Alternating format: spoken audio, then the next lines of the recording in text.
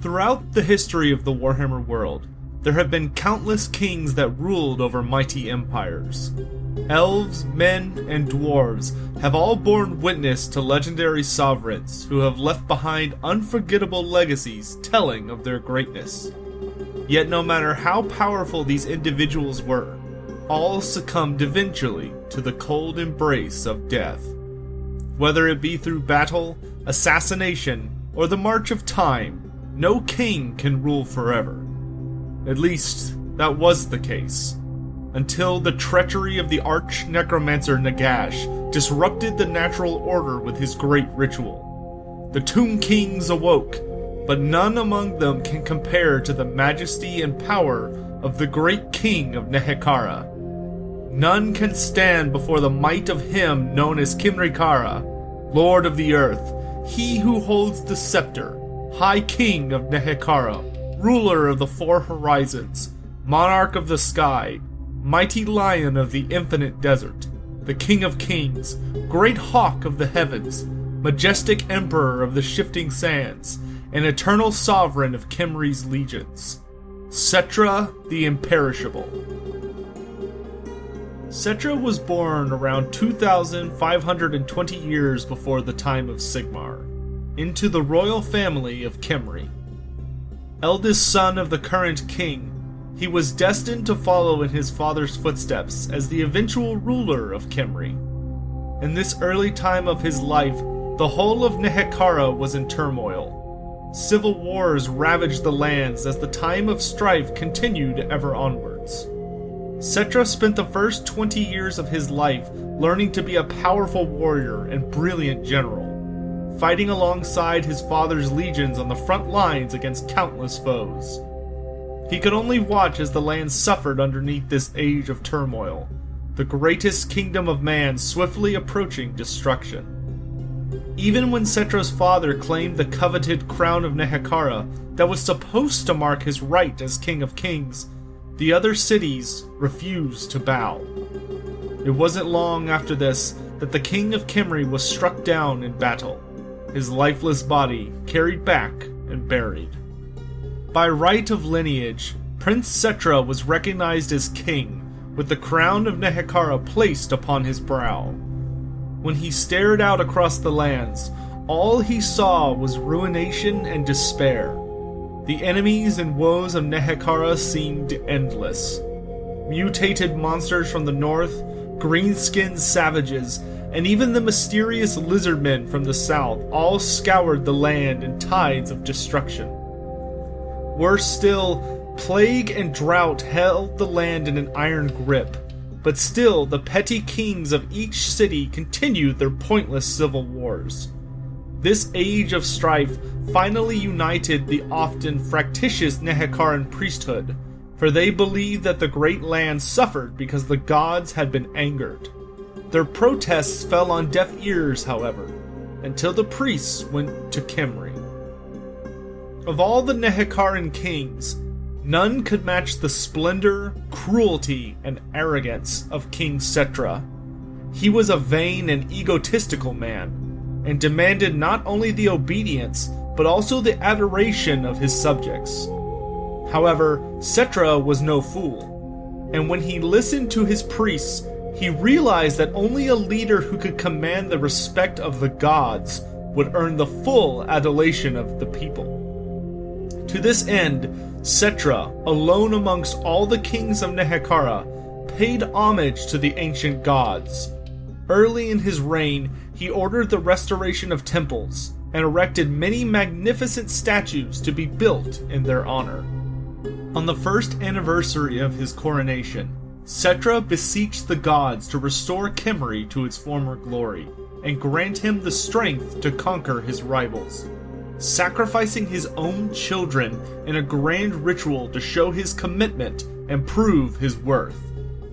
The next day, the great Vitae River flooded for the first time in decades.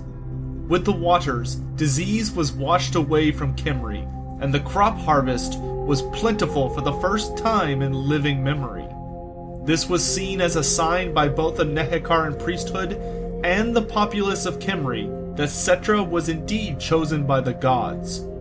So it was that Settra became the first priest king of Khemri, a ruler who commanded not only the complete loyalty of his people and his legions, but also wielded the power of the gods. With his city strengthened, Settra gathered his legions and marched upon the other cities of Nehekhara. A ruthless warlord who loved to lead from the front, the king of Khemri's martial skill was only matched by his tactical genius. The first to feel his wrath was Numas. The Scarab city's gates smashed asunder and the defending armies crushed. Next, the mighty port city of Zandri surrendered to the priest king, saving their own lives. With each victory, more warriors flocked to the banner of Settra, until he commanded the largest and most devout army that Nehekhara had ever seen. With this massive legion of battle-hardened soldiers, no mercy was shown to any who dared oppose Settra's might. It was during these wars that the king of Khemri noticed a particular warrior who constantly distinguished himself in combat. Although rumored to be the descendant of northern barbarians, the young man named Nagash proved to be an exceptional asset to Settra's legions. His strength, feats of skill, and unswerving loyalty to his king were unsurpassed. The priest king was consistently impressed to the point that he inducted Nagash into the prestigious ranks of the elite Tomb Guard. It was only a few years before Settra appointed his most trusted warrior to the position of his personal herald. Being a gracious lord, the King of Kings gifted to Nagash the Flail of Skulls, and sent forth the Tomb Herald to destroy all who would oppose Khemri. Under Settra's inspired and unparalleled generalship, all the kings of Nehekhara were conquered, forced to swear oaths of fealty, pay tribute, and acknowledge Khemri as the preeminent city of the land once more. Having subjected his rivals through bloody conquest, Settra had ended the civil war and the time of strife. Few rivals emerged during this time to challenge Settra, and those who did were crushed mercilessly by the priest king's own hands, or by those of the herald Nagash. Settra's agents would root out and quell all trace of dissent and the merest hint of rebellion, until none even dared to think about defying the king of Khemri. Thereafter, Settra reigned as the undisputed king of not just Khemri, but of all Nehekhara, and for many decades he suffered no challenge to his rule. Though Settra was a ruthless and tyrannical ruler, Khemri, and indeed the whole of Nehekhara, entered a golden age of prosperity under his rule. The war-ravaged cities were quickly restored, and many grand monuments were erected to not just the gods, but now also to the honor of Settra.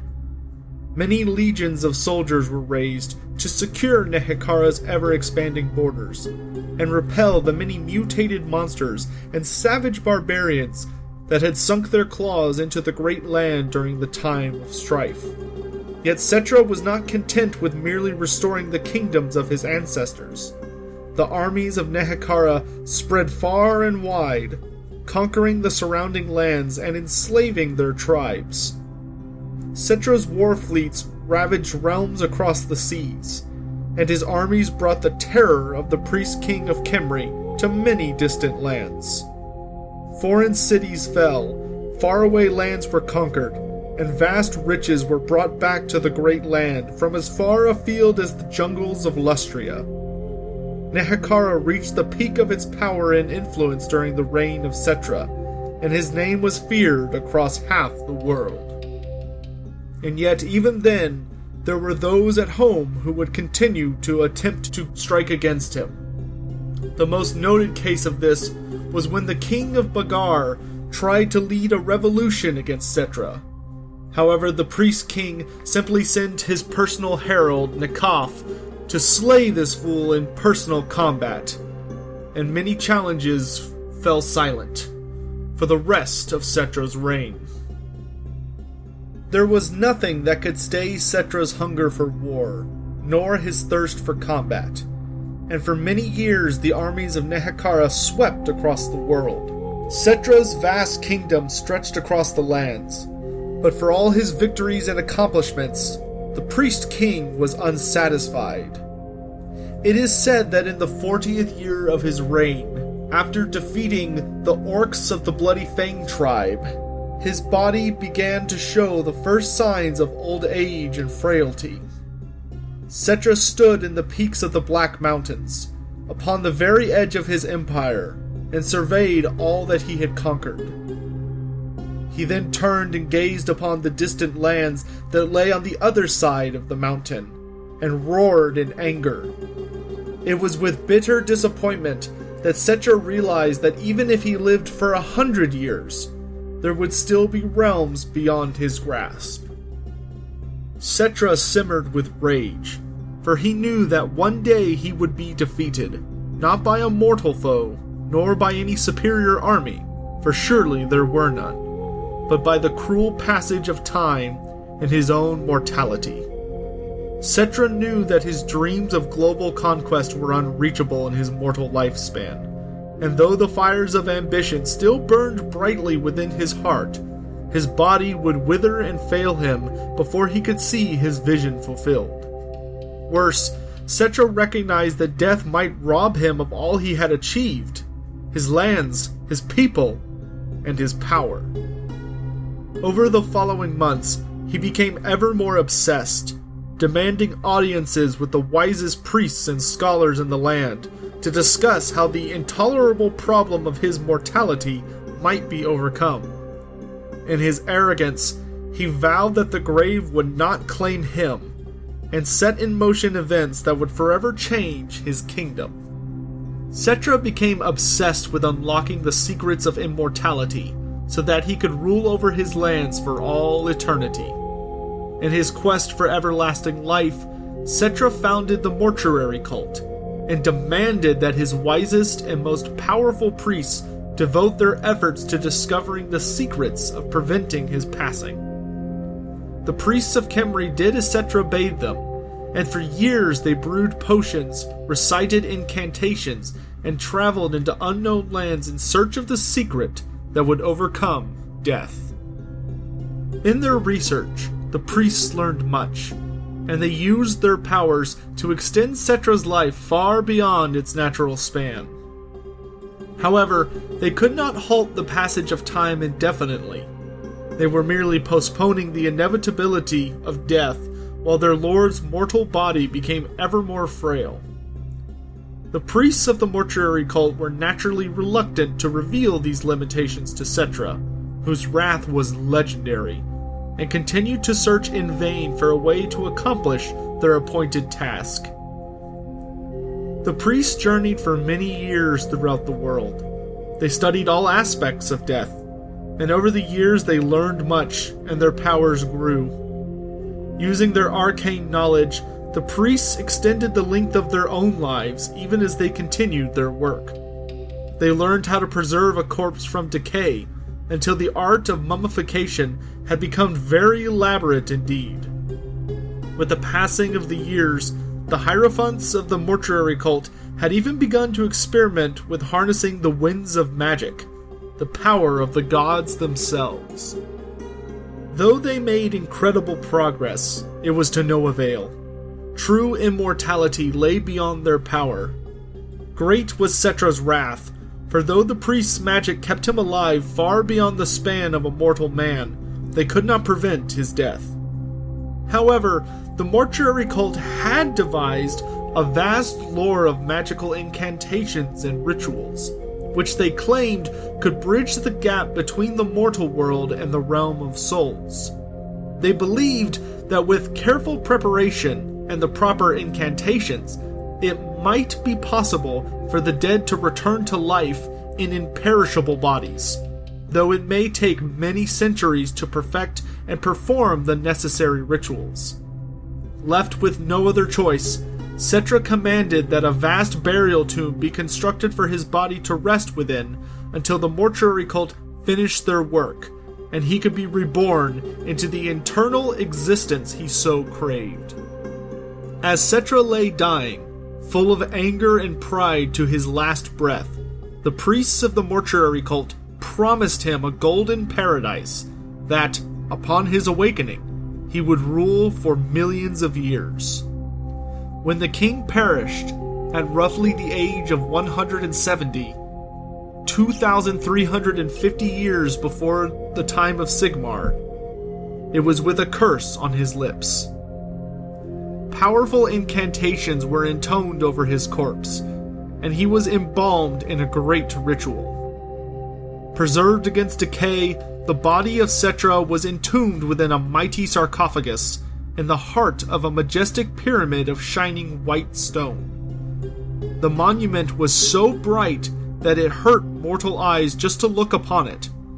The pyramid was vast, and it towered over the city of Khemri. It was the largest and most magnificent monument ever created in Nehekhara, for no simple cairn would befit a king as mighty and powerful as Settra. All of his treasures, along with his most loyal servants and bodyguards, were also interred within his pyramid. Settra's mighty legions, which had carved out his realm at his behest, were arrayed deep beneath it in colossal tomb pits. Loyal even unto death, these soldiers were buried alive in preparation for the day of awakening, when Settra would arise and lead them to war once more. At the head of the funeral procession strode Nagash, Settra's most loyal servant, mummified at the right-hand side of his beloved king, in order to serve him in the next life. The following was inscribed upon Settra's tomb.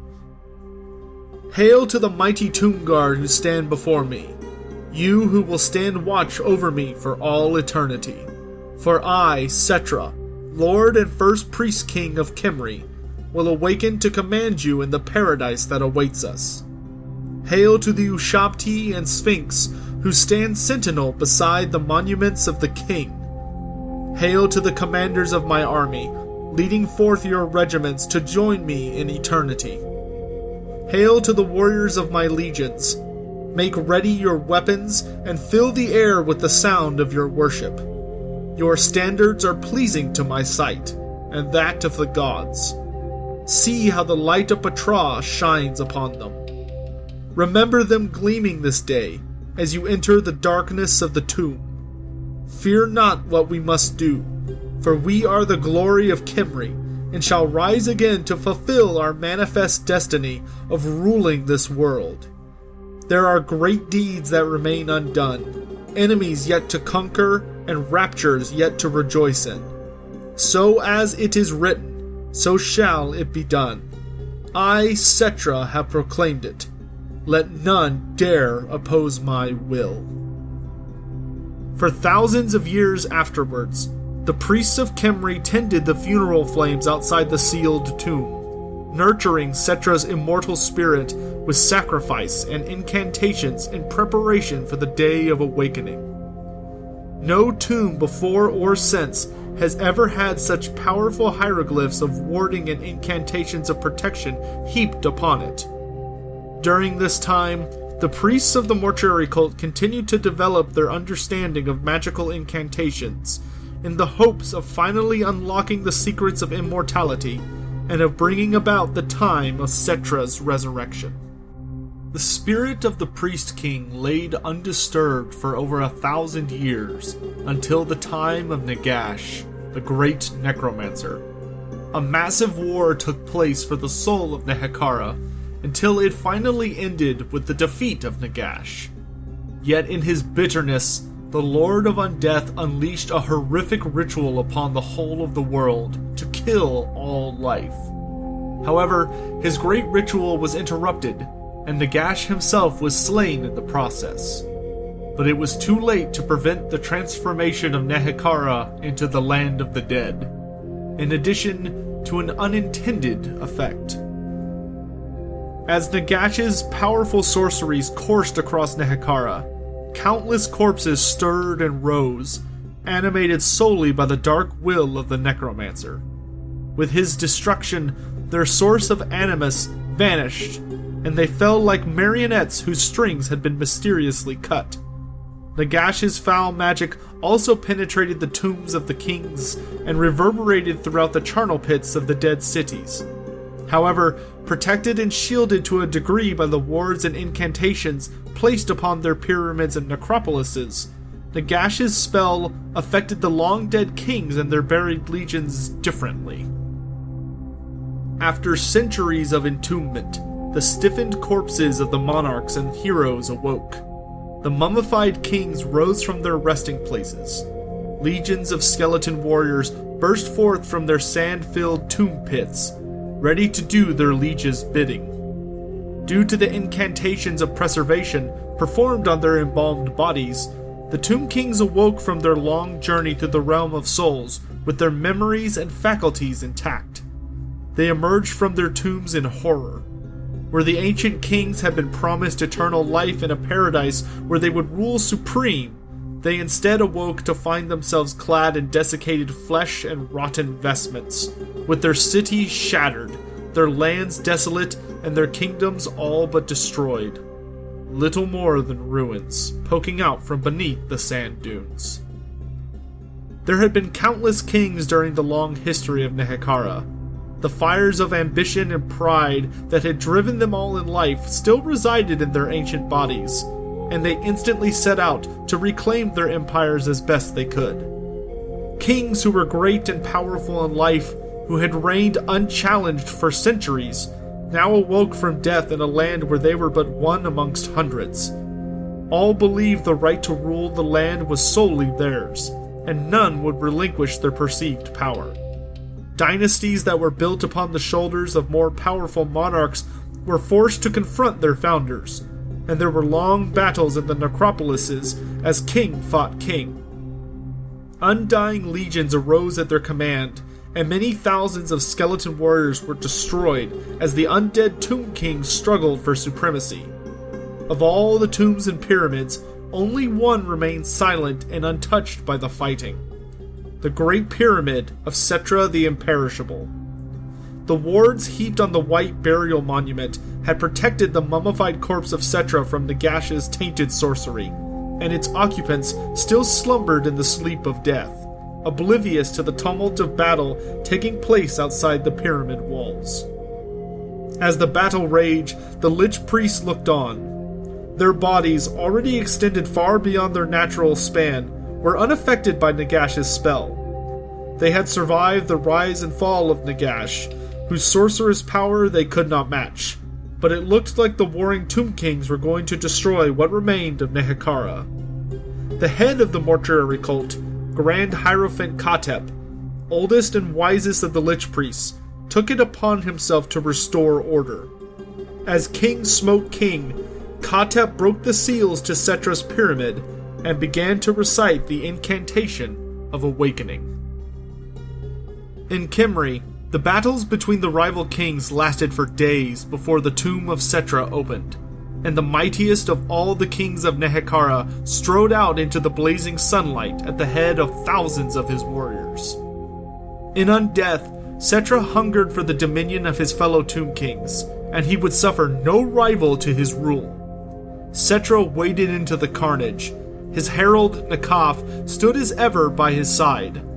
Together, they led Settra's elite tomb guard and quickly carved a path through the rival skeleton legions. Settra struck down dozens of lesser Tomb Kings who stood against him, powdering their bones to dust and destroying them utterly. Not even Archon the Black, with his command of dark sorcery, could prevail against Settra's strength of arms, and he was forced to flee Khemri. Before long, all the Tomb Kings bowed their heads to Settra the Imperishable, the undisputed ruler of all Nehekhara. Settra returned to his throne room and commanded the Lich Priest to explain to him why the awakening had gone awry, and so long before the right and proper time.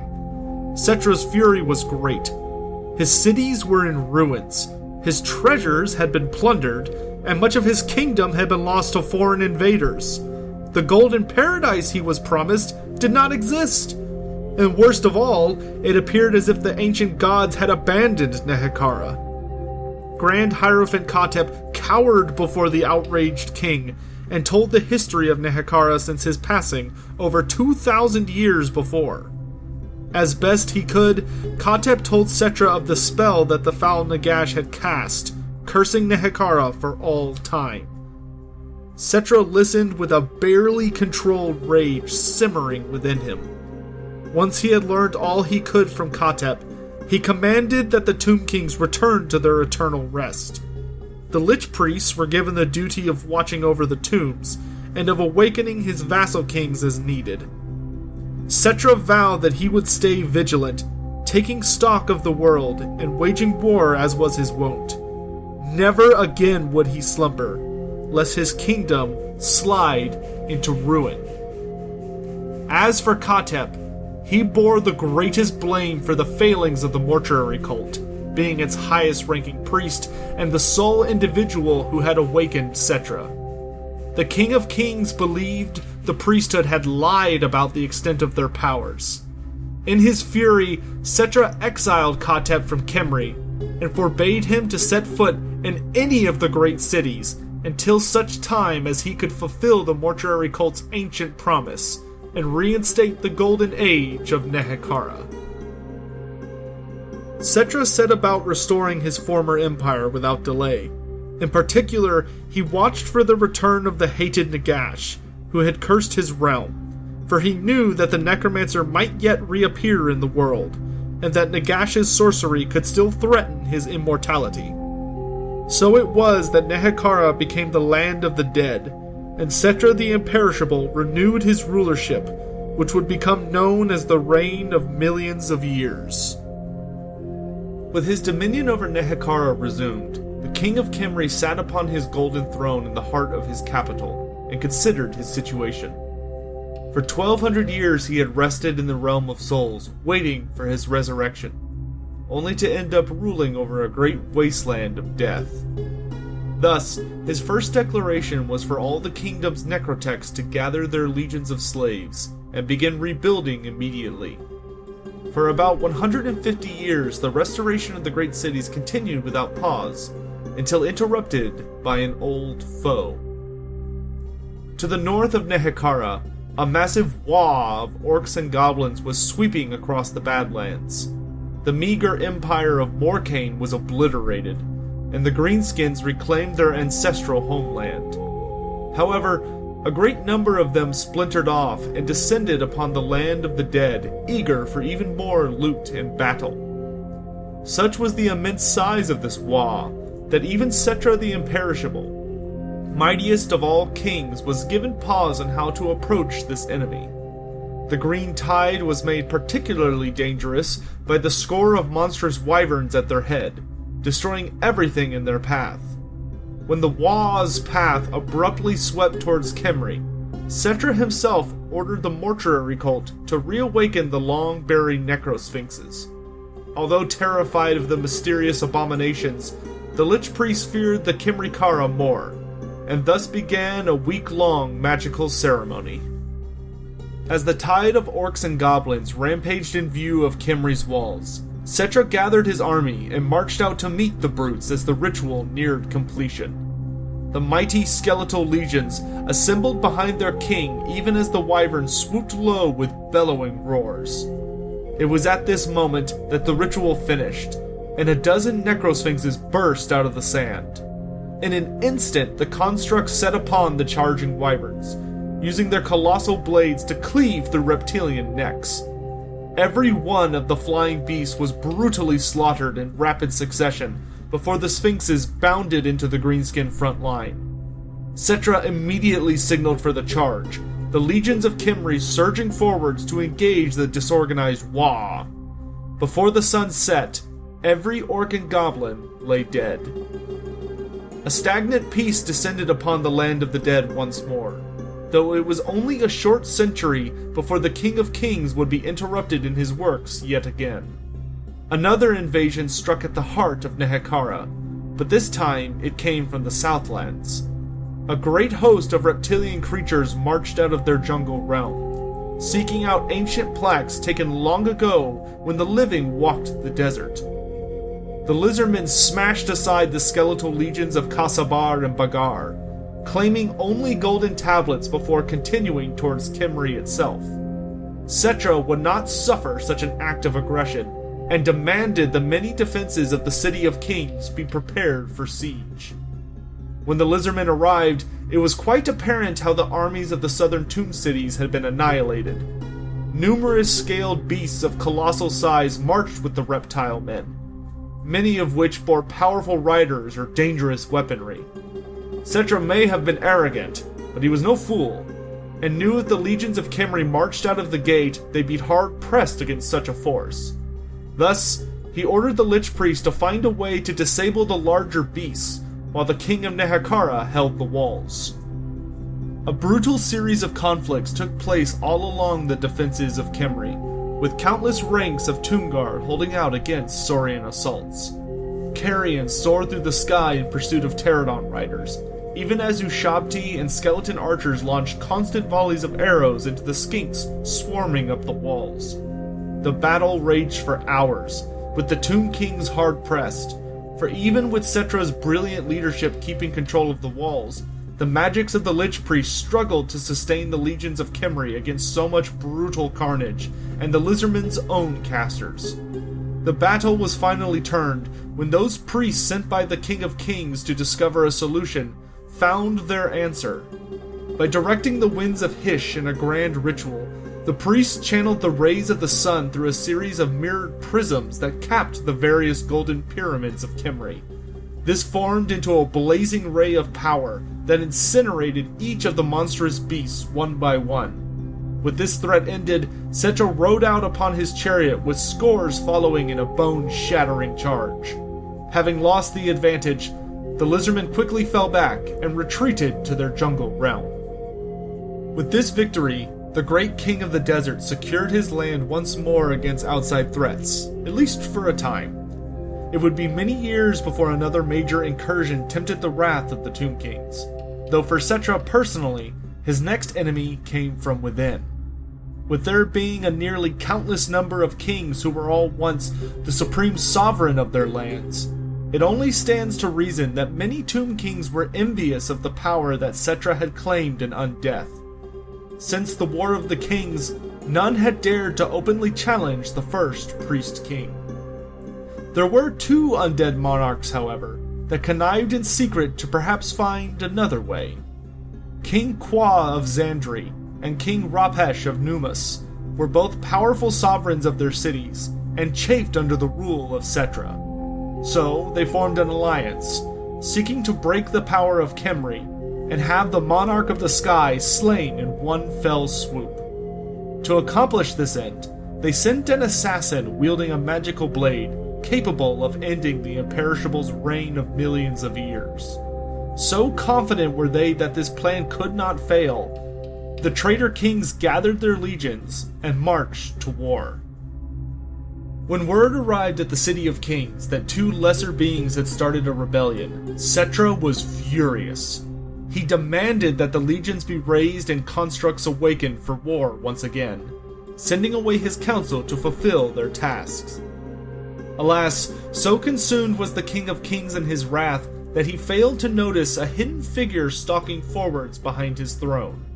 The assassin leapt into action and brought his ensorcelled dagger slicing down, only for the blade in the arm holding it to be obliterated by a mighty blow. Despite all his speed, the assassin had been so concerned about avoiding the hateful gaze of Settra that he had failed to notice being marked by the herald Nakaf. Once more, he had proven himself worthy of being the King of Kings' eternal champion.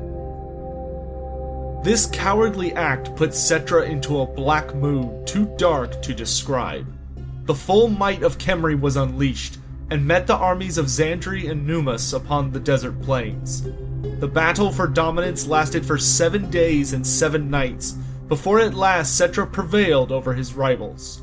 Kwa and Rapesh slinked back to their tombs in hopes of being forgotten, but the great hawk of the heavens' fury remained unsated. He marched to both tomb cities and found the tombs of the cowards, ordering his tomb guard to drag their mummified corpses into the sun, where they were set ablaze and their charred skeletons shattered beneath the heavy wheels of Settra's golden chariot. This act served as a stark reminder to the other Tomb Kings about the price of rebellion, and none would dare even consider it for at least another 2 millennia. 4 centuries passed without great incident for the King of Kings, until at last a great evil returned to the world. Exactly 1,111 years after his destruction, Nagash was at long last reborn. The great necromancer reclaimed his fortress of Nagashazar and raised an immense tide of the undead before descending upon Nehekhara, seeking to bind the Tomb Kings to his will. Under Settra's leadership, however, all of the Tomb Kings rallied under one banner for the first time and led the combined legions of the Tomb Kings against their greatest enemy. The following battle was the greatest war of the undead the world would ever witness until the end times. Despite all of Nagash's sorcerous might, he could not sustain his forces against the brutal assaults led by Settra. The king of Khemri fought like one of the desert gods incarnate against his most hated foe, and ground thousands of mindless puppets beneath his chariot's wheels. Even worse for the great necromancer was that he was powerless to slay Settra himself, as the scarab brooch of Usirian deflected spell after spell. After days of fighting, the king of Nehekhara finally claimed victory as Nagash fled the field back to his fortress. Ever after, the Tomb Kings would remain vigilant against the arch-necromancer's return. After the invasion of Nagash, Settra turned his view to the wider world and contemplated the place of the Tomb Kings within it. For thousands of years, the undead had labored to restore their realm, but now conquest beckoned. Although the High King of Nehekhara already possessed dominance over the land of the dead, the seas remained out of his grasp. Millennia had passed since the war fleets of Xandri and the other tomb cities had dominated the great ocean, their mighty ships sunken beneath the depths. In the imperial year of 101, Settra the Imperishable instructed that his fleets be raised and made seaworthy once more. The time had come for the world to tremble in fear of his glorious empire once again. It took hundreds of years to fully rebuild the immense fleets commanded by the Tomb Kings, with Xandri once more becoming legend as the fleet port of terror. Yet as rumors spread of ghastly bone fleets full of skeletal legions assaulting pirates, challengers were drawn to the shores of Nehekhara. The most frequent of these were the marauding tribesmen from Norska. Eager to find plunder and earn glory in the name of their dark gods, the northern barbarians came again and again. Many of these invading forces would make landfall on the land of the dead, trying their fortune in the arid desert. The most famous instance was when an immense horde came ashore east of the river Mortis, following it inland with war drums pounding. Such a force was quickly noticed by the Tomb Kings, with the nearest tomb city being that of Settra. The ruler of the Four Horizons did not take kindly to this intrusion, demanding that the legions of Khemri be awakened for war. The following conflict, known as the War of Sand and Snow, will be covered later on in the famous battle section. It would be over 30 years before the War of Sand and Snow came to an end, and Settra returned to Nehekhara. Satisfied with his vengeance, the King of Kings sat once more upon his gilded throne, and turned his attention back to the land of the dead. For the next 500 years, Settra focused mostly on returning numerous stolen treasures to their proper resting places, and having them resealed. Things passed fairly without great concern for the tomb city of Khemri, until something dark loomed on the horizon. Sensed by the Lich Priest not long before its arrival, an immense storm of magic descended upon Nehekhara in the imperial year of 666. As the winds of magic began to swell, however, dark shadows coalesced all over the land of the dead. With a horrible scream, the very fabric of reality tore open, and a tide of demons broke free from the realm of chaos. The invading army swiftly obliterated the nearest legions of Tomb Kings as it spread like a disease across Nehekhara. Settra quickly mobilized the Golden Army, the full might of Khemri ushering forth to combat the forces of chaos. Such was the size of the demonic host, however, that even the full might of Khemri struggled to hold their ground. Time after time, bloodletters and demonettes crashed into lines of Tomb Guard, while Carrion battled plague drones in the sky. Magical flames were flung by cackling flamers of Tzeentch, while enraged spirits released from the Casket of Souls tore apart eldritch abominations. The very desert trembled as massive chariot legions led by Settra himself crashed headlong against armored blood crushers, baying for slaughter. Despite being tactically superior and engaging the enemy on an ideal battleground, the Tomb Kings struggled to hold the superior numbers of their foe at bay. Every second, more demons tore into reality to replace those banished back to the Forge of Souls. Slowly, the legions of Settra began to lose ground, the magics of the Lich Priest struggling to raise the fallen. It was at this fateful hour that a beauteous horn sounded across the battlefield. Drawn by the foreign sound, the King of Kings turned his attention to the west, where a great host of high elves came charging across the dunes. Hundreds of arrows soared from longbow, scything down ranks of demons. Silverhelms and dragon princes raced ahead to crash into the flanks of the unholy legion, butchering all in their path as phoenixes dived in to tear apart various beasts. Finally came the full might of the Asur, as the infantry of the glittering host rushed in underneath their griffin-bound lord, Prince Stormrider. Steering his monstrous steed past shrieking furies, the elven general approached the majestic emperor of the shifting sands, and offered an alliance. Settra paused for a moment to consider this interruption of his battle, but ultimately decided to accept the aid of the elves. For loath as he was to admit it, the forces of Khemri were hard-pressed against this foe. Gesturing for his own army to press forward, the Tomb Kings surged towards the demons to join their new allies. The Golden Army and the Glittering Host fought side by side, slowly casting back the entities of chaos. The war raged on for days before the demons made a final stand in the shadow of the Black Pyramid. Despite feeding off the winds of magic swelling around Nagash's greatest creation, the beings of chaos were no match for the combined forces of elf and undead. At last the horde was defeated, and a stagnant peace returned to Nehekhara. As for Prince Stormrider, Settra honored their agreement, and generously allowed the living to leave his lands unharmed. After the demonic incursion, the first Priest King focused primarily on strengthening his hold over the whole of Nehekhara, and dealing with the occasional nuisance. For roughly 2,000 years, he simply focused on keeping the living out of the land of the dead, which began to prove difficult as time passed. Adventurers and raiding parties from the Empire became more and more common, not to mention the great many battles fought against those knightly orders of the Empire in Bretonnia that strayed too far from Araby during the Great Crusades. Yet these were mere skirmishes compared to the great battles seemingly fought ages ago, and Settra's war-hungry mind began to crave conquest. Finally, in the Imperial year 2522, the mighty Lion of the Infinite Desert could wait no longer. He summoned the mortuary cult and demanded they raise the full might of Nehekhara for war. First, he would lead a great purge of the deserts and ensure they were truly the land of the dead once more. Then, he would lead the mighty war fleets and ride the chariot of the gods to battle again. The time for conquest had returned, and the Tomb Kings would not halt their great expansion until Nehekhara encompassed the entire world. Now that Settra's history has been covered, it's time to move on to his equipment.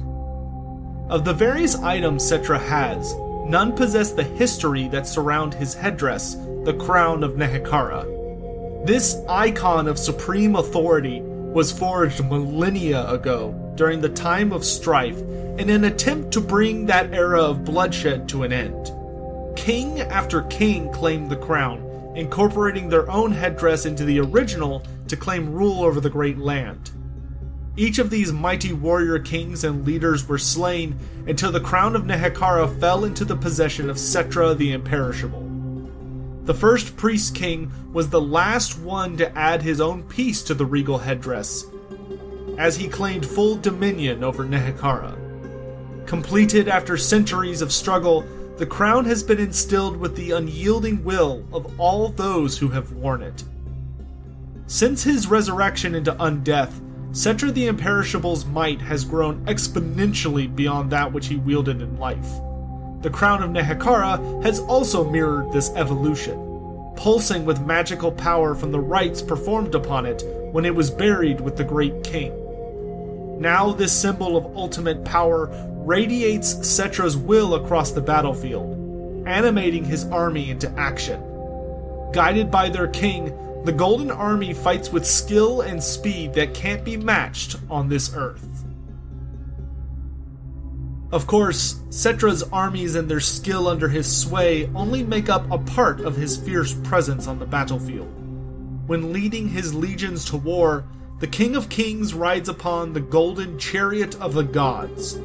Wheels blazing with mystical flame, this mount is one of the most powerful creations ever made by the Lich Priests. Crafted after Settra was declared the first priest king of Nehekhara, it was a symbol demonstrating how all the pantheon favored him as their chosen monarch. Blessed by all the gods and goddesses of Nehekhara, this relic slams into enemy lines with earth-shattering force, and has butchered the foes of Khemri for thousands of years. Those not trampled to death by the 4 skeletal horses pulling Settra into battle will be torn to shreds by scythed wheels or incinerated by the magical flames that the chariot of the gods leaves in its wake. None can stand before the King of Kings and hope to survive his devastating charge. Should an opponent be too large or skilled to simply run down, however, Settra can always rely upon the magical blade he wields, known as the Blessed Blade of Petra. During the time of his natural life, the first priest king recognized Petra, god of the sun, as the greatest of the pantheon. As such, Settra desired a weapon unmatched by any other in Nehekhara, and so the priests of the sun forged him a blade that pleased the deity greatly.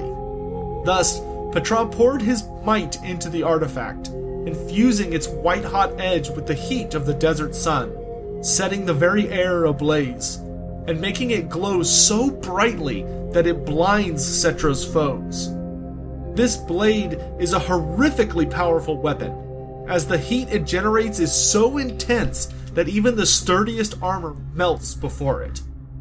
Those foolish enough to duel the King of Kings will be unable to escape unscarred, as even looking upon the Blessed Blade of Petra too closely will cause permanent blindness. When it comes to defense for the King of Kings, he depends on more than just the armored sides of his chariot to protect him. The most powerful artifact Settra bears is also the most inconspicuous one. Upon his body is worn the Scarab Brooch of Usirian, a talisman made in the image of a skull-carapaced Khepra beetle that surrounds the wearer with the protective energies of Usirian, god of the underworld. This barrier is incredibly potent, able to turn aside all but the luckiest of blows to whiz harmlessly by the chariot of the gods. As Usirian's grounding influence powers the brooch, it also possesses the ability to negate or deflect hostile spells aimed at Settra. It was the Scarab Brooch that allowed the first Priest King to face off against Nagash and claim victory, for even the great necromancer's foul magic could not overwhelm its protective aura, especially since when the Tomb Kings became a race of the undead, the only one of their gods to survive was Usirian, Lord of the Underworld, and as such he is greatly empowered as the only remaining member of the Pantheon. So long as this item remains upon Settra the Imperishable, few can hope to even land a single strike against him. With that, the equipment section is complete, so now it's time to move on to the skill section. One of the first things that becomes apparent when dealing with Settra is that despite technically having once been human, the King of Kings has evolved far beyond that. When he died, the mortuary cult performed countless rituals upon his corpse to ensure that when the awakening took place, Settra would return as a golden god. Although the schemes of Nagash robbed the Nehekhara of his golden paradise, Settra's resurrection still granted him incredible power. The most obvious way that Settra changed is through his sheer strength. Despite no longer having living muscle, the great hawk of the heavens is horrifically strong. Able to match the might of dragons and giants, he can crush his rivals' bones into powder with his bare hands, and scatter ranks of foes with single sweeps of his weapon. Of all the humans in existence, whether living or undead, none are as physically strong as the High King of Nehekhara.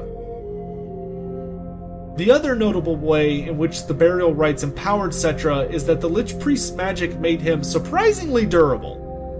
With numerous ceremonial symbols carved into his armor and clothing, trying to wound the King of Kings is comparable to that of piercing the rock-hard hide of a stone troll.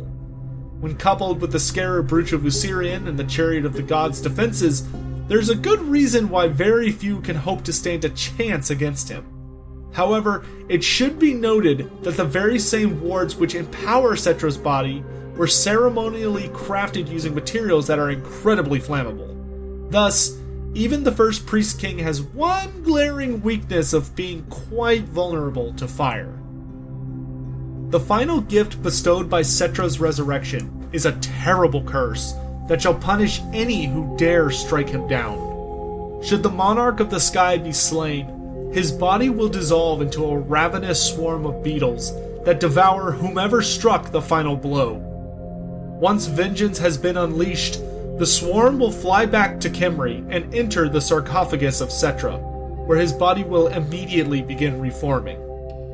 Even death by flame will only take him a mere decade to regenerate at most, hence why he is most commonly known as Settra the Imperishable. When looking at the physical prowess of Settra, the only thing that wasn't augmented by his rise into immortality was the King of Kings' speed.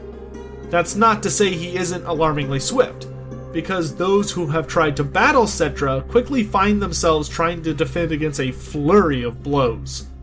This also plays into his skill as a chariot fighter, lashing out as he rides by the likes of Dragon Ogre Shaggots to land multiple strikes in a matter of seconds. Every skill covered so far could be found to a lesser degree in all of the other Tomb Kings, though there is one feature that makes Settra truly unique in all of Nehekhara.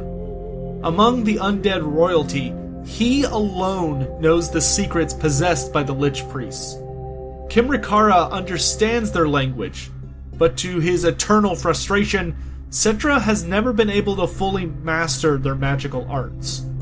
The mighty Lion of the Infinite Desert still relies upon the mortuary cult to raise his vassal kings and maintain their realms, but his small skill at the winds of magic allow him complete autonomy. His ability to cast the lore of Nehekhara, despite not being a natural wizard, shows a truly chilling amount of sheer willpower.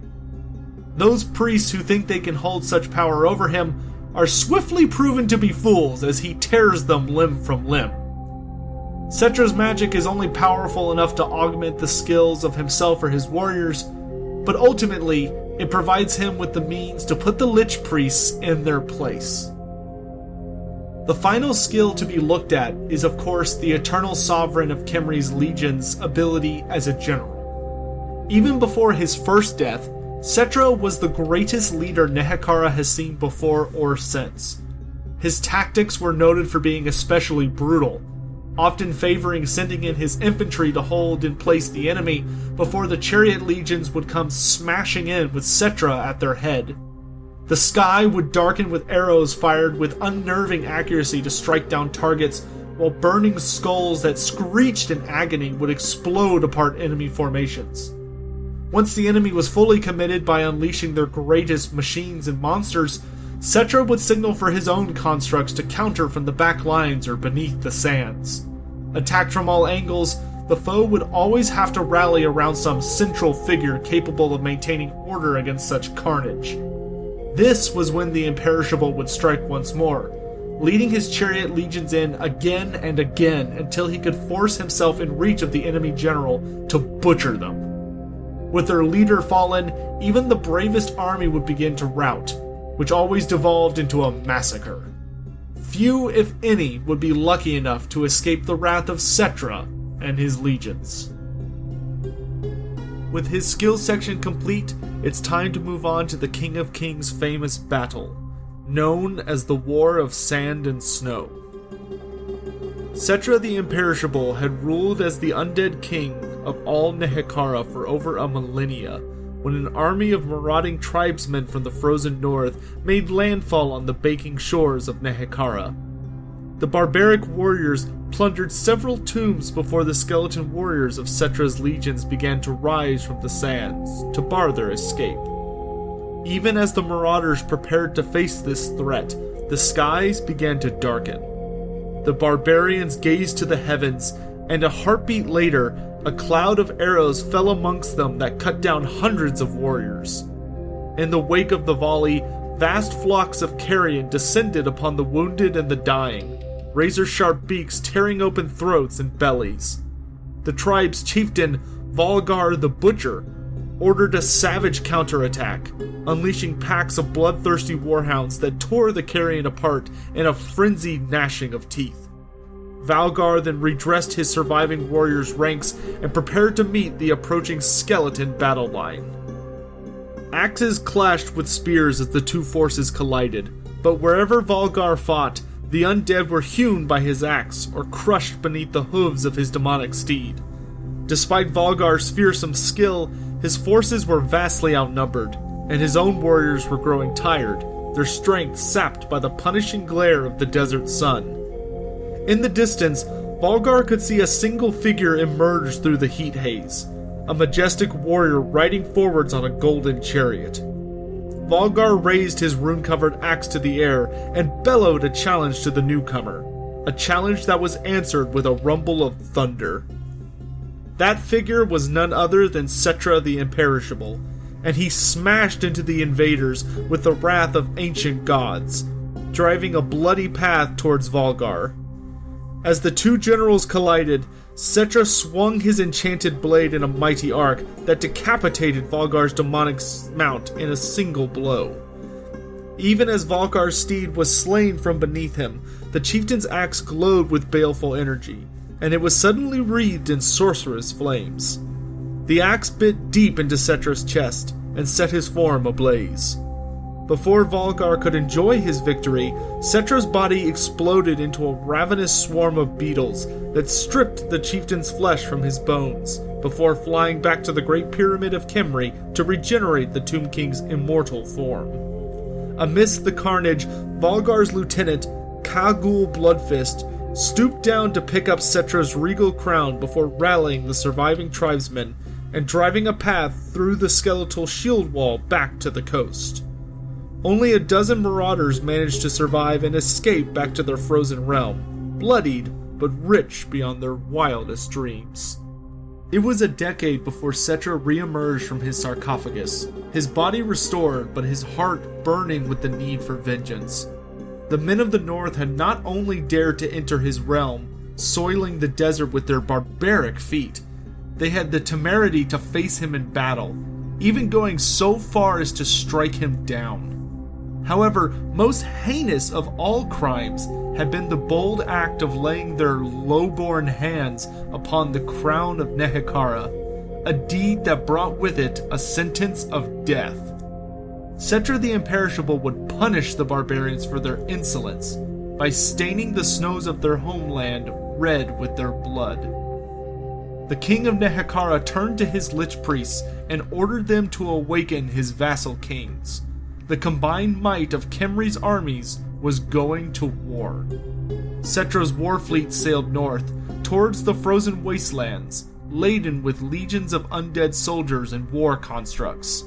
The king of Nehekhara swore that only when every last gold coin was recovered and every one of the barbarians who had escaped his wrath a decade ago was slain, would he return to Khemri. Each of those men who had become a chieftain in his own right, with the wealth they brought back from the land of the dead securing them much power and many followers. Several had become champions of chaos, and now they led whole tribes of merciless warriors and mutated monsters. Settra's warhost collided with the ironclad warriors of chaos across the entire length of the northern lands. Enormous statues strode relentlessly through driving blizzards, and regiments of skeleton chariots tirelessly plowed through snowdrifts in their hunt for the guilty. Untold thousands of men were slaughtered upon the swords and spears of Settra's host, as tribe after tribe was destroyed. Dragon ogres were cut down by powerful Ushabti, trolls were turned into pillars of sand by sepulchral stalkers, and grotesque giants were slain by the monstrous claws of ferocious necrosphinxes. Driven by Settra's unyielding will, the legions of Nehekhara were unstoppable. Within 5 years, only one of the dozen marauders remained alive, and only a single treasure, the crown of Nehekhara, remained unclaimed. Settra's revenge was almost at hand. After a long trek across the Helmworm Glacier, Settra's legions clashed with the warhost of Khagul Bloodfist, the last and most powerful of the marauders, and the one who had stolen Settra's crown all those years ago. In the intervening years, Khagul's victories has seen him become a mighty champion of chaos, imbued with the power of the dark gods, whose names men fear to speak. Khagul commanded a great host of chaos, for his fame was such that tribesmen and warbands from leagues around flocked to his blood-drenched banner. It was not only the chaos gods who had noticed the deeds of this warrior, for there was another mysterious figure who saw in Khagul a soul that might be equal of his own, a spirit that could buy his freedom from the tortures of the Nehekharan underworld. So it was that while Settra led the fight against the assembled Chaos Horde, carving his way through their armored ranks, another ambushed the unsuspecting Khagul. The Chaos Champion had just finished dismembering a tomb scorpion when he was suddenly enveloped by a swarm of black beetles. Moments later, Khagul fell to the ground, his throat having been slit by some form of dagger, and mysteriously dropped dead. With the death of Khagul, the cohesion of the Chaos Warhost crumbled. The northern tribesmen reverted to their crude berserk nature, and they were easily dashed against Settra's disciplined battle lines. The king of all Nehekhara smashed into the ranks of mortals time and again, leaving a trail of fire and death in his wake. Against this onslaught, the hearts of men faltered, and the barbaric tribesmen turned tail and fled, only to be run down by regiments of undead cavalry that Settra had positioned for just such a task. Only the armored warriors of the Chaos Host stood their ground, and they fought against Khemri's war statues in a clash of steel and stone. But when Settra's chariot legions smashed into the Chaos Warriors' flanks, they too were massacred. It would be 2 more days before Settra's legions butchered the final remnants of the Chaos Horde, the bloody campaign ending when Settra himself charged through a hailstorm to slay a lightning-wreathed Shaggoth. The snow plains were littered with the bodies of the dead, and from amidst the corpses, Settra retrieved the blood-stained crown of Nehekhara. Settra's treasures had finally been recovered, and those who had wronged him now lay dead at his feet. Such was the fate for any who dared oppose the will of Settra the Imperishable. Alright, and with that, we have ended the famous battle section, or more like a famous campaign section in this case, for Settra. So it's time to move on to the more ad-lib section, which is, of course, the end times. For those of you who do not wish to know about the end times, or just want to skip it, or maybe you intend to read it, don't want it spoiled, there will be a annotation either somewhere on the screen or for you down in the pinned comment section to head on to the closing thoughts. So, Settra has a very important role in the end times. It's not as long as some characters, but for the time he was around, he was incredibly significant. Essentially, at the opening of the end times, Settra, being the only Tomb King who never sleeps, he never rests because he doesn't have to, because he's so willful and powerful. He has been awake for, thousands of years at this point, and he looks up at all the skies and the omens, and essentially he realizes that the end times are coming. He realizes that the gods of chaos are preparing for their final assault on the world, and he does not like change, and he does not like chaos, and he does not like anyone threatening his ability to be immortal. When he awoke from death, he decided that it would be the start of his reign of millions of years, and Settra had no intention of that being interrupted by the end times. So he sends out his Lich Priests to awaken the entirety of Nehekhara, which has never happened before. The last time all of the kings of Nehekhara were awake was during the War of Kings, when, after Nagash's great ritual spiraled out of control with his death, all of the kings of Nehekhara woke up and started fighting each other. So Settra ordered all the Lich Priests to wake everybody up. Every single king, every single prince, every single legion, all of them. So all of them are awoken, and Settra basically sends out a series of instructions for everyone.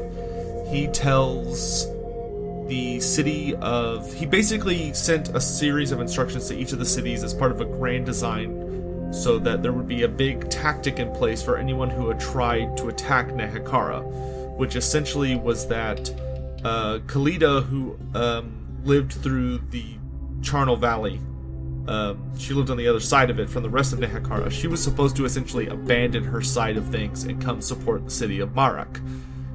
Especially because the city of Marak was the city that Settra had the least faith in. It was a very important city because it also defended the Valley of Kings. And Settra had always had problems with the city of Marak. The first time he had become the King of Kings, Marak was one of the most notable cities that gave him trouble. They liked to rebel often, and he had tons of problems with them. Whenever there was a plot to try and overthrow Settra, Marak was always someone he suspected being involved. They didn't like Settra at all, so he had very little faith in them. And so he put one particular Tomb King in charge that he trusted above all the others, and he essentially was just hoping that they would just hold the line, if nothing else, because Settra just didn't have faith in them and knew that something bad would happen if they did not obey him.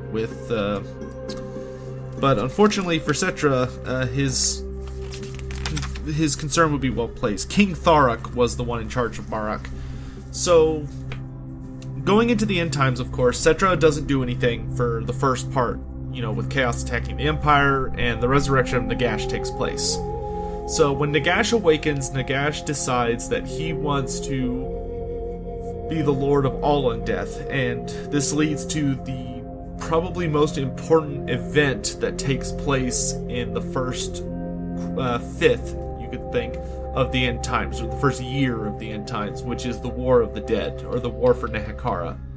So Nagash is returned to the mortal plane, and he leads an army with all of his mortarchs. So Neferata, Archon the Black, Dieter Helschnitt, Krell, and Luther Harkin.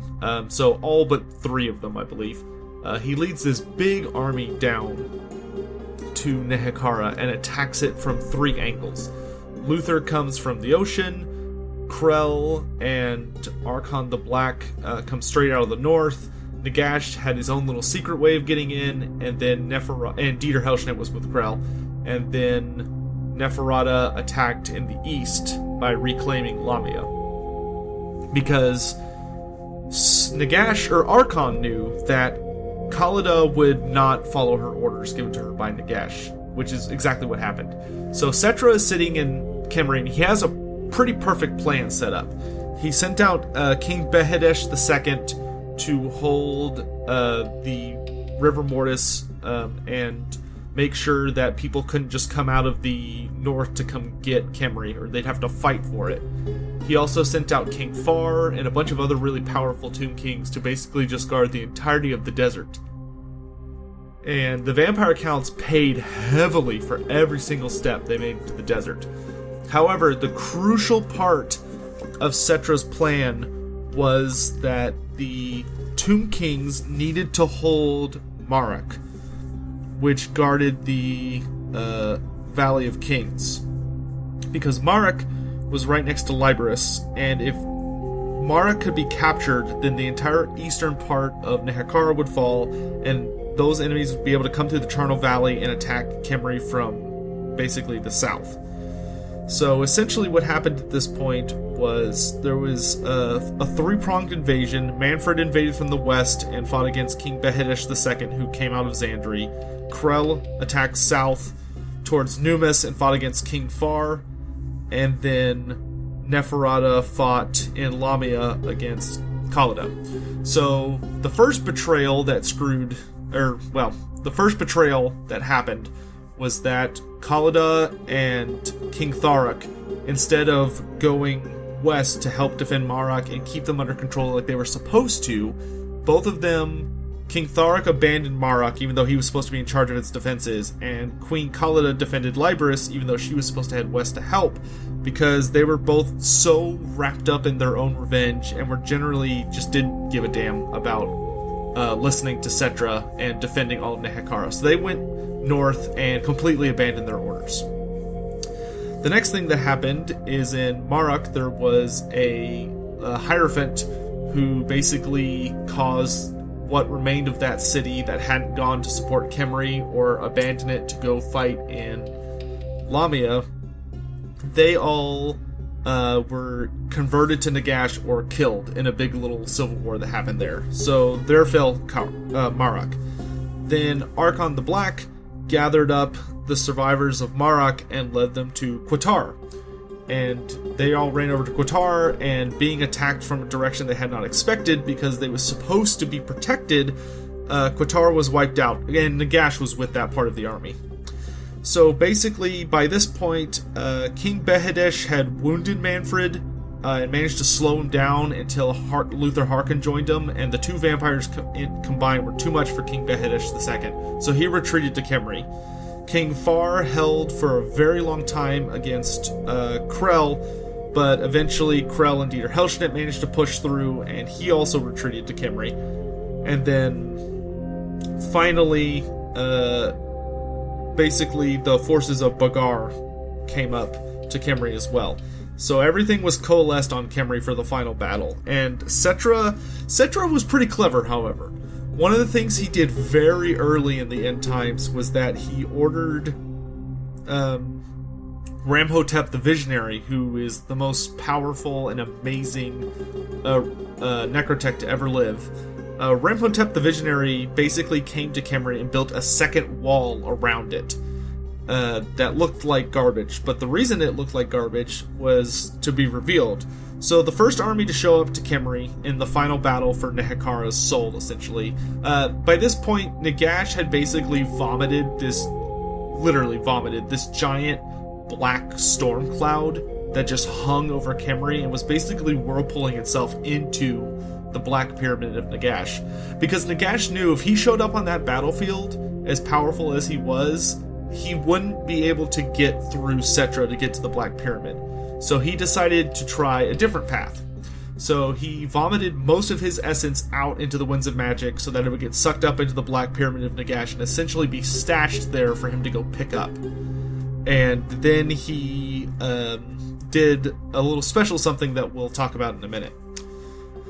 So after this point, Krell was the first to arrive at Khemri with a massive horde alongside Dieter Helschnitt, and he basically just attacks it right away, because that's what his orders were. So Krell's goal was to just try and hurt Khemri, at least a little bit. And what basically happens is Settra is much smarter than Krell, and is quite, well, he was just a better tactician than all of the Mortarchs combined. So Krell attacks, and Settra doesn't even bother coming outside. He basically just tells Ramhotep, okay, activate our secret plan. And Ramhotep goes outside, and it's revealed that the second wall that kind of looks bad, that goes all the way around Khemri, is not actually a wall. It's a gathering of all of Nehekhara's most powerful constructs. The ones from the Valleys of Kings, and then like the best constructs from every single Tomb City. So they all get up and just charge straight into Krell's army. And Krell's army starts getting just obliterated. Ramhotep basically runs out there and is just helping leading the battle, and Settra just kind of sits back and watches because, of course, because of the crown of Nehekhara and Settra's own willpower, he's essentially able to give orders even from a fairly long distance.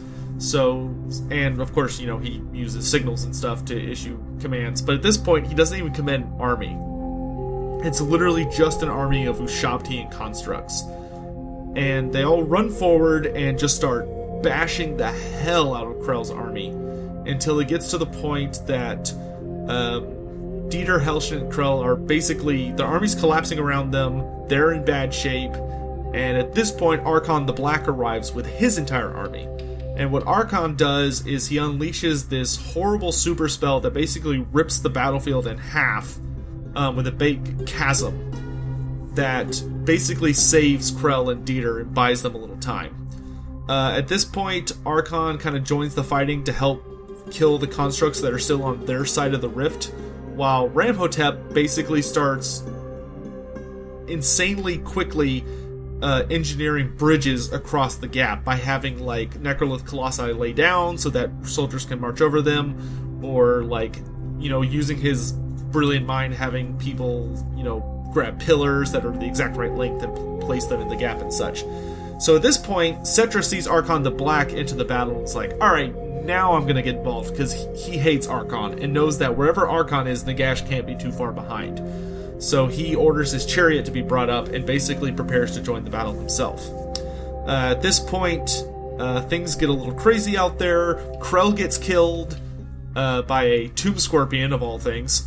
Well, no, Krell gets mostly killed by... Oh, right, yeah, he does get killed by his tomb scorpion. He gets cut, and then he gets stabbed by its poison, and then somebody literally smacks his head off. So he gets decapitated and just dies. Of course, he does come back later, because we know he fights Sigvald in the end. He's revived later. But for the rest of this battle, Krell's out. Settra didn't even have to come out to deal with him. Archon, of course, is proving to be much more of an issue. His magic is causing havoc. So at this point, Settra marches out with his full legion and with the, you know, all the Lich Priests behind him. And by the time he gets outside, Ramhotep has made a pretty solid amount of bridges across the gap, much to Archon's annoyance. And with the Lich Priest now helping to counter some of Nagash and his horde of necromancers, including Dieter Hellschnitt's magics, things start to balance out a bit, and Settra just rides into the battle and just starts butchering people. He's riding over people, decapitating people, and his tactics in the battle are incredibly clever.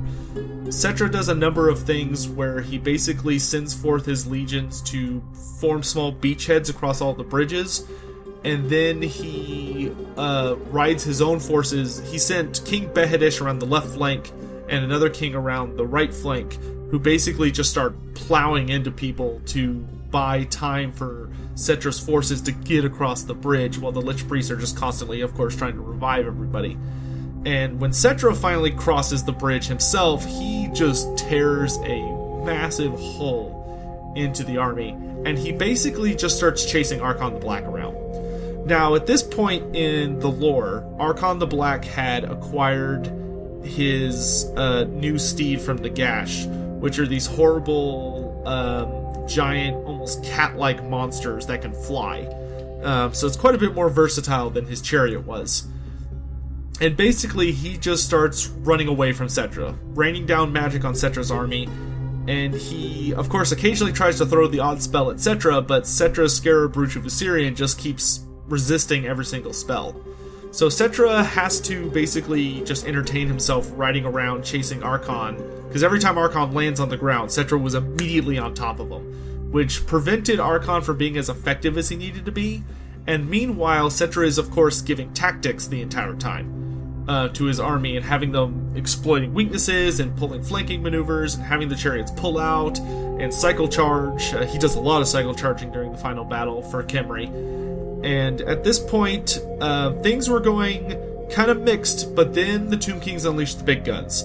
As the battle continues to rage, all the caskets of souls are brought out, and one of them just blasts Archon the Black, and he comes spiraling out of the sky and hits the ground. And he was on the ground for just a little too long, because Settra had been following him, of course, the entire time. And this time when he fell, Settra did not waste a heartbeat, rode forward and just immediately beheaded Archon's mount. Just chopped its head right off with a single blow. And within the same strike, Settra is so freaking fast with his sword that he beheads the Dread Abyssal that Archon the Black is riding on, and then immediately switches his sword around to a backhand strike that cuts through Archon's ribs and burns him horribly. So Archon goes down on the ground, Settra rides past him, and at this point, another character who I will leave unnamed so they can have their own video, tries to attack Archon and dies, which makes Settra very angry. So Settra rides around again on his chariot and charges straight towards Archon the Black. And Archon tries throwing magic at him, completely bounces off because of the Scarab Brooch of Viserion. He tries summoning Dead in the way. Settra proceeds to just run them over without even bothering to swing at them because of the Chariot of the Gods. And then as a final act, Archon, who has been a thorn in the side of Settra for 4,000 years at this point, 3,000 years at this point, one of those two, just someone that Settra hates. And he's always managed to escape from Settra at the last minute, because Settra could never overwhelm his magic, so Settra couldn't kill him. Settra was always able to defeat Archon and Nagash through superior tactics, but magic-wise, they were just always too slippery. So Archon basically summons a cloud of magic around him, this like shadowy, ethereal stuff, and prepares to teleport away. But at this moment, Settra rides close enough and basically just levels the blade of Petra at him and unleashes its might to the full extent that it just blazes Archon with sunlight and banishes all the magic around him. And Settra cleaves him from head to navel and just completely in half. Like, Settra vertically just cuts him in half. So Archon the Black dies, and Settra gets off his chariot, chains both halves of Archon to the back of his chariot, and then rides back through the battle, dragging Settra's corpse, or not Settra, Archon's corpse behind him, that are like flailing around and hitting people that Settra rides past, and Settra just starts butchering through more and more people. At this point, he actually leaves the battle and rides back into Khemri, because before the battle, Settra knew that this, with the end times coming, this had to be the final battle. He had to defeat Archon the Black and Nagash here and now, once and for all, because they were slippery. Because he had killed them multiple times, both of them. Both of them had died before, but each time they just simply come back later, or they regenerated, or something brought them back. And Settra was tired of it. So what he did was he told his Lich Priest to prepare a ritual that would permanently banish a soul to the bottom of the realm of souls, where it would never be able to come out ever again. So he basically, and what the Lich Priest told him is what he needed to do was he needed to kill them and then literally ritually drag their bodies behind his chariot back through Khemri to the Lich Priest, where they would then perform the ritual. So Settra does this, and he brings Archon's body butchered back to where the Lich Priests are, and hands it off to them and says, "Alright, you're going to perform this ritual." And they say, "Yeah." I should note, before he rode off to fight Archon for the final time, he did run into Khatep during the battle. Khatep literally appears out of nowhere. And Grand Hierophant Khatep at this point tells Settra, "I've discovered a way for you to permanently kill Nagash, and the only way to do it right is to use a blade called the Destroyer of Eternities. If you hit Nagash with this, he'll die instantly." And, of course, by telling Settra this information, Khatep had broken his promise to never return to any of the great cities of Nehekhara. Well, not his promise, but the Settra had banished him on pain of death, if you recall from the history section. So, of course, he lowers his head, preparing to be executed, and Settra, A, because Katep had returned when he was, under pain of death, and B, because he had blocked Settra trying to attack Archon the Black. Settra just kind of immediately decapitated him and just went on his molly, and was generally angry at Katep, but went on his way. But after he dropped off Archon, he started kind of thinking about what Katep said, and he drove over to where the Destroyer of Eternities was supposed to be. But when he gets there, he finds out it's gone. So he basically just gets angry at the Lich Priest and the Mortuary cult for being a bunch of idiots again, and rides back out to the battle. In his absence, the battle kind of started going south, because after Settra left, Manfred von Karstein and Luther Harkin arrived, and both being very, very powerful vampire lords with their own massive army, they managed to start turning the battle against Settra's legions. But of course, when Settra arrives, he immediately, through some very tactical genius, starts just outflanking and sending in really powerful things he knows Manfred will personally have to deal with. And while Manfred's busy fighting like necrosphinxes and trying to stay away from them, Settra just immediately rides up on him and starts just blasting the vampires with just all sorts of nastiness. And Settra, returning to the battle, basically single-handedly turns it against Manfred and Luther Harkin, who start really struggling and once again pick up the tactic of running away from Settra, because they know if he catches them, he'll just brutally murder them. At this point, however, during the battle, it's kind of entering its final phases, and it looks like Settra is about to claim final victory. However, there was one final betrayal he did not foresee. He was betrayed by Tharok and Queen Khalida, because they went off to fight Nehekhara because they were too arrogant and wrapped up in their own revenge BS to, do what was better for everyone. Which, ironically, by doing that, they of course didn't catch Nehekhara, and she got away, and this series of events would lead to them never getting their revenge against her.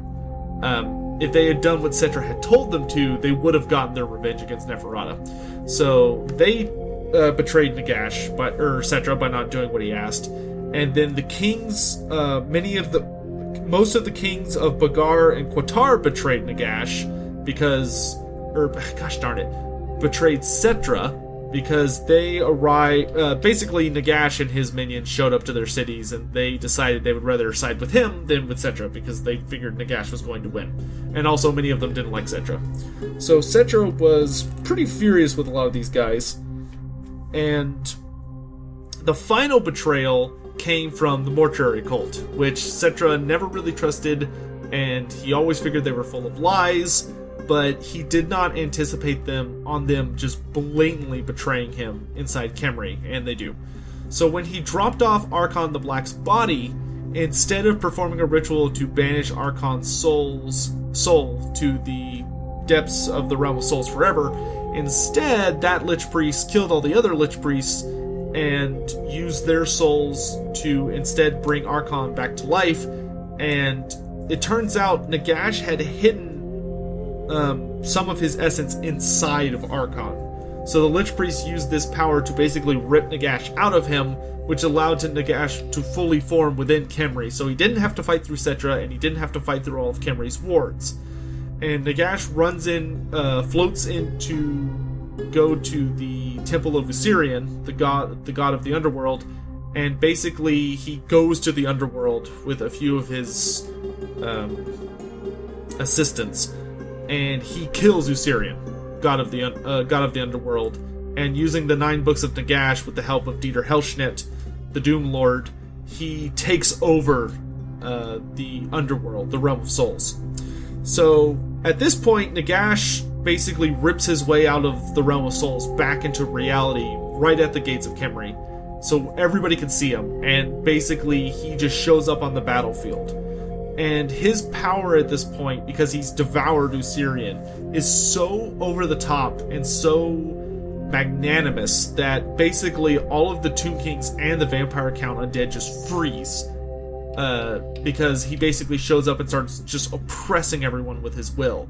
But Settra, being essentially the willful, just unyielding badass that he is, just roars in defiance. And his will basically is a spark that just reignites the entire Tomb King army, and they just start fighting as hard as they can against the legions of Nagash, while Settra just starts barreling right towards them.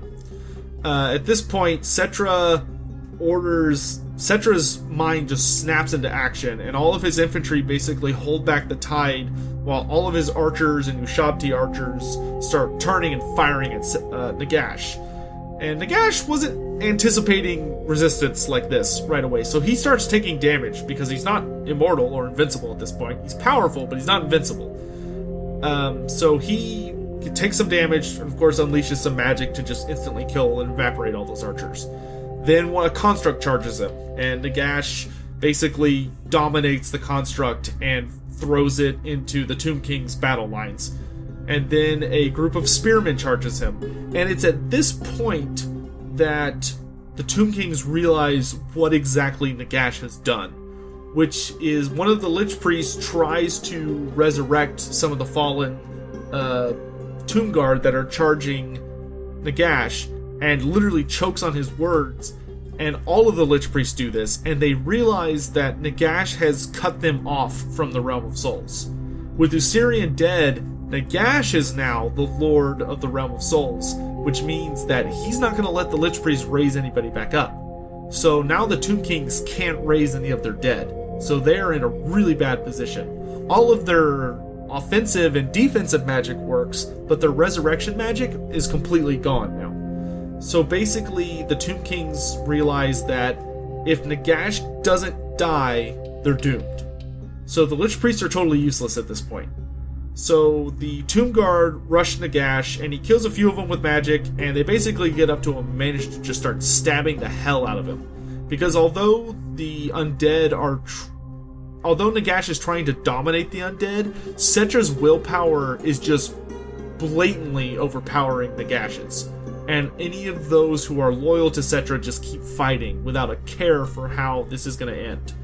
So Nagash takes more damage and then kills all of those Tomb Guard. And at this point, he starts trying to cast a mega spell to deal with Settra, but Prince Apophis pops up behind him and stabs him through the back with the Destroyer of Eternities. Now, unfortunately, because of what Nagash has become at this point, the Destroyer of Eternities did not have the power to just instantly kill him anymore. It wounds him horribly, but it doesn't kill him. So he gets impaled, but he basically turns around and just kills Apophis. And at this point, Settra is almost right on top of him, with a bunch of chariots. So Nagash turns around and just unleashes blow after blow after blow of death and undeath magic, just obliterating chariots, turning them to dust, exploding them with chasms of bone, summoning up, hands beneath them to grab at them, and only 3 chariots make it intact to Nagash. So it goes from 200 chariots to 3. One of which is Settra's, one of which is his herald, and one is this other random one. So the random one gets blown up. Settra swings the Blessed Blade of Patra right at Nagash's head. Nagash blocks it with his staff, but when the blade makes contact with Nagash's staff, it lets off this huge explosion of sunlight, which just instantly banishes all of Nagash's magic away from him. And Nagash is kind of in trouble at this point. And Settra's herald tries to stab Nagash and basically just doesn't do anything and falls over and plays as a witness to the final battle. So Settra rides past Nagash, and at this point, Nagash's defensive magics have been banished from him because of the blade. He's been stabbed repeatedly, shot repeatedly, and he basically collapses. And he's down on his knees, and Settra starts coming around for one final charge, and this is it. This is the moment of all moments to decide the fate of all undead. And Nagash starts preparing one final incantation. So at this point, Settra realizes that one of two things is about to happen. Either Nagash is going to try and unleash a super spell and kill him, or Nagash, for once in his miserable eternity of a life, can fight in honorable combat and see if he can best Settra. So as Settra is charging at him, Settra basically calls Nagash out and says, "You're a coward, you're a traitor. At least in this final moment, show that you have some semblance of dignity and fight me one-on-one, right here, right now in personal combat. Prove that you're worthy to defeat me." And Settra chooses to do that instead of preparing a counterspell, because Settra knows enough magic that he can basically throw up a kind of a meager defense, but he puts his faith in the Scarab Brooch of Assyrian and instead decides to challenge Nagash to be a man, essentially. But, of course, Nagash is not having any of that because he's terrified of Settra and also considers himself too high and mighty to accede to that. It's just too much of a backstabbing bastard. And so he unleashes just this horribly powerful spell designed to just destroy everything in a straight line in front of him. And it hits the Chariot of the Gods, and we discussed earlier how powerful the Chariot of the Gods is, and it just instantly evaporates. It just completely collapses into dust, and all the magic holding it together is just gone. And it hits Settra, and Settra is basically so willful and stubborn that it just bounces off of him. Even though the Scarab Brooch of Assyrian is completely not helping him at all at this point. It's gone, because Assyrian no longer exists, so his protections no longer exist. And Settra basically runs towards Nagash and brings the Blessed Blade of Patral around to stab him in the face, and Nagash knows if this blade hits him, he's dead. There's no coming back from this, he's too weak. So, with his final effort, he basically summons a bunch of spirits that just grab onto Settra, and so many of them pile on Settra, and Settra can't see them, that essentially Settra just gets immobilized, and he's just stuck with his blade hovering inches away from Nagash's face, and the battle's over. So at this point, Nagash rises up to his full height and turns around, and as a gesture of showing I win, unleashes the magic that causes the Black Pyramid to rip out of the earth and start floating in the sky, which is of course now a pretty iconic image. And at this point, he turns around to Settra and basically says, "I've won, you've lost, I am the Lord of Nehekhara, I am the Lord of the Realm of Souls, I am everything. But I didn't come here for Nehekhara, I only came here for the Realm of Souls, and to have all of the undead under my banner." And Nagash, of course, asks him, "That being said, I've humbled you now, Settra. I've beaten you at long last. But if you're willing to serve me and to be my mortarch, you are the undisputed king of all Nehekhara, if you will simply join me in my fight against the gods of chaos." And so Settra kind of just continues being super angry as Settra does. And then he looks up at Nagash and, of course, says the very iconic quote of "Settra does not serve, Settra rules." And Nagash says, "Very well," and in a blaze of green light just snaps all of Settra's bones, just obliterates him into cinders, and lets his corpse drop. And then Nagash floats out of Khemri, turns around, and uses his magic to literally beat the city of Khemri into the dirt and just completely eradicate it until nothing but rubble, which generously I'm saying rubble, is left. He destroys all of it as an example to those who would think of fighting him again. Now, this is actually not the end of Settra's story. After Settra is torn apart by Nagash, he's actually not dead. He's still alive, because obviously he's Settra the Imperishable. But he has been torn to shreds. He is conscious, though, and we read that Settra basically sits for weeks after Nagash leaves, awake and alive, and he's facing the east. So he sees the sunrise every morning, and he's basically just sitting there wallowing in rage about everyone who betrayed him, about how it can't end like this. He's Settra. He should not have lost to Nagash. But it starts reaching the point that he kind of just wishes he could die, because this is hell, this existence. And there are like carrion and vultures that are starting to get closer and closer to his bones because they want to eat him. But Settra has like enough of his jaw left that he can just yell at them and they run away. But they're getting bolder because they realize he can't back up his threats. And Settra realizes, my bones are going to get eaten by birds, scattered to the four winds, and I'm just going to live like this. But at this point, he reaches enough of a low when he wishes that he was dead that something happens. And basically this powerful, strange wind blows through the area he's in and turns into a whirlwind, and he hears the laughter, four voices laughing, and suddenly he's reassembled. Like, he's completely put back together, is completely full health, and he's just generated with a ton of power, and he feels stronger than he's felt since, well, millennia. And he kind of is confused for a moment, and then he realizes it's the Dark Brothers, or the Chaos Gods, and they say to him, you don't have to not be a king anymore. You know, the fight isn't necessarily over. You can be a king again. And Nagash, the story of the book Nagash, ends with Settra looking off into the sunset, which is probably one of the most beautiful pieces of artwork from the end times, in my opinion. And it was a very nebulous cliffhanger. And that's the last we see of Settra until the very end of the end times.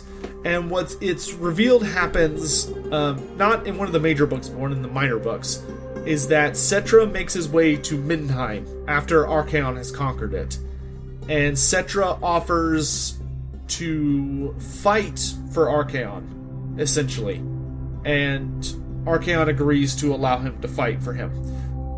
And so Settra basically doesn't take orders from Archaon. He just ends up wandering the city as he pleases, and he arrives just in time for the incarnates to launch their assault against Archaon and Middenheim in the very final battle for the fate of everything. And during this final battle for the fate of everything, after Nagash kills Throg the Troll King, basically a big old giant walks up behind, basically a giant walks up to Archon, behind Archon that Archon doesn't see, and basically reaches down to just squish the life out of him. And practically out of nowhere, Settra jumps into the fray and uses his blade to just completely chop off the giant's hand, and then immediately turn around and just decapitate it. So he just two-shots a giant, easily. And he turns to Nagash, and Nagash at this point's pretty concerned, because Nagash literally says to Settra, I did not resurrect you, this is impossible. And Archon and Nagash are really tense at this point, because they cannot afford to fight Settra right now. Because Settra, especially with the Chaos Gods having buffed him essentially as they did, empowered him as they did, Settra is pretty scary at this moment. However, Settra tells Nagash, essentially, that Settra is a very strong believer in Settra does not serve. And when the Chaos Gods remade him and said, hey, why don't you come work for us, he was so insulted by the gesture that he went all the way to Middenheim and waited for an opportunity to basically spit in the Chaos God's face. So what he tells Nagash is essentially, I know you have the power to stop what the Chaos Gods are planning. So if you promise to go stop the Dark Gods of Chaos, I will spare you for now. And Nagash finds this amusing, and the way that someone as stereotypically evil as Nagash does, and basically floats off to go fight. And Settra basically tells him, go show the Dark Gods what happens when they try and dominate over those who rule. Go show them what happens when they mess with the sons of Nehekhara. And then he turns, and the last time we see him is he goes charging into battle against the Shaggoth. As for the death of Settra, it never happened on screen, so to speak. It was never explicitly detailed. We can assume that he died when the Chaos Rift exploded and basically devoured all of creation. that's most likely when Settra died. Settra was so absurdly powerful during the final battle that I honestly do not believe there was anyone or anything that Chaos had at the time that could kill him. I think it would have taken Archaon, or one of the biggest, baddest champions, to lay Settra low, and none of them were available for that fight. So we can feel pretty confident that Settra was just consumed by the void, which happened to a surprising number of characters. It's not the most amazing death, especially when it happens off screen, but sometimes that's just what we have to deal with. And that concludes the end time section for Settra, so hopefully y'all enjoyed that. Alright, and with that we are on to the final and thankfully easiest section of this long video at long last, the closing thoughts section. So, Settra the Imperishable is a very iconic character, especially with his addition in the end times. He was one of the few characters who had an excellent arc in the end times and was very well written. GW paid great respect to his character and his lore, and he was just excellently well done. And he was a character you really rooted for. A lot of people root for, despite the fact he's kind of an arrogant bastard, really. In the end, though, by this point, of course, he has made his way into Total War Warhammer and is a very iconic and fun character. So the closing thoughts section isn't actually too long because I don't have to theorize that much about him. As far as how he is in Total War, I like the way they portrayed Settra. He looks great. He plays pretty great. My only gripes, my minor gripe with him is that the Chariot of the Gods is not as well represented as it needs to be. The Chariot of the Gods was the penultimate mount for the Tomb Kings. It was this terrifying war machine, or chariot, that would just ride into battle and just murder everybody. And it hit like a truck. And it made Settra terrifying in battle. Currently in Total War, it's an expensive chariot that does not feel very heavy and also does not hit very hard. And in addition, because of the way that anti-large works in Total War, which wasn't a thing in Warhammer Fantasy, anti-large, I mean, it existed, but it didn't exist on spears and halberds, I'll tell you that. It was a rare trait. It was not something that, like, every single army had blatant access to. And because of that, things like chariots, especially a lone chariot on a character like Settra, and a lighter chariot like the Chariot of the Gods compared to, like the Razorgore chariots, really struggle in Total War Warhammer. I would really like them to give it a physical resistance save, or even a ward save. Which brings me to my major gripe with Settra. My major gripe with Settra is that the Scarab Brooch of Usirian, which, if you've listened to the entire video, you probably realize now is a very, very crucial item to Settra the Imperishable. It might not be the most flashy item, but it's the most important in his story. Doesn't exist in the game, at least to my knowledge. Everywhere I've looked, every website I've looked at, I haven't been able to find anyone who's acquired it. It doesn't, because if you look at like the High Elves and the Dark Elves, Malekith, Tyrion, and Teclis, for instance, some of their items are not quest items, but they're still in the game. So you can get the armor of Malekith, for instance. You'll get a quest eventually where it's like, go do this quest and you get this, you get your legendary armor, which is fine. It's not as exciting as a quest battle, and certainly not as iconic, but it's fine. They really need to do that for the Scarab Brooch. It doesn't have to have a quest battle. I understand that quest battles are apparently quite difficult to make, and I acknowledge that and respect that, but at least put the item in the game. And it would be nice if it had an active effect that just gave him physical resistance and magic resistance, or, just a ward save for like a time period or something. Just something to make Settra really feel awesome. Or, they could just put it in the campaign and have it just give him a straight ward save and magic resistance, because if it's in the campaign, it can afford to be a bit more powerful.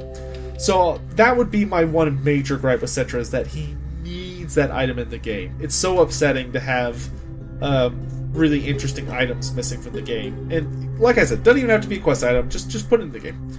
Other than that, Settra plays great. He does quite well in multiplayer. He's very fun to play in single player, especially because the more you build up your economy, the more you unlock of Settra's full title, which gives him just insane bonuses, which I love. The more you restore Nehekhara to its grand pinnacle as like the ultimate civilization, the more crazy Settra gets, and his buffs are just massive. I love that he can't be vassalized and he can't be confederated, so they did a fantastic job with Settra. They just need to buff the Chariot of the Gods a little bit, or reduce its price, one of the two, and they need to give him the Scarab Brooch. Those are my only two thoughts or comments on him. But other than that, I hope you all enjoyed this lore video of Settra the Imperishable. It ended up being a pretty good distance. I think we made like an hour and 15 minutes before the end time section. The end time sections are always very long, just because a lot happened. So I hope you guys enjoyed the video. If you do, please consider hitting that like button, and if you're new here, please consider subscribing and checking out maybe some of the other lore videos about your favorite characters or worlds or whatever. It all helps me out a lot. I hope you guys enjoyed the video, and if you made it to the end, why don't you tell me what your favorite, what is your favorite part of Settra? Is it one of his items? Is it his personality? Is it one of his famous battles? I'm curious for those of you who make it all the way through, what your favorite aspect of the King of Kings is. And of course, let me know down in the comment section below, who do you want to see covered in the Legendary Lord section next? So, thank you all again so much for watching. Thanks again to my patrons, without whom I wouldn't be able to make these long videos that require days, literally, of research and reading books and, you know, scoping for pictures and all sorts of other stuff. So thanks everyone so much for watching. I hope to see you guys again soon with more videos coming in the future. Take care now. Bye.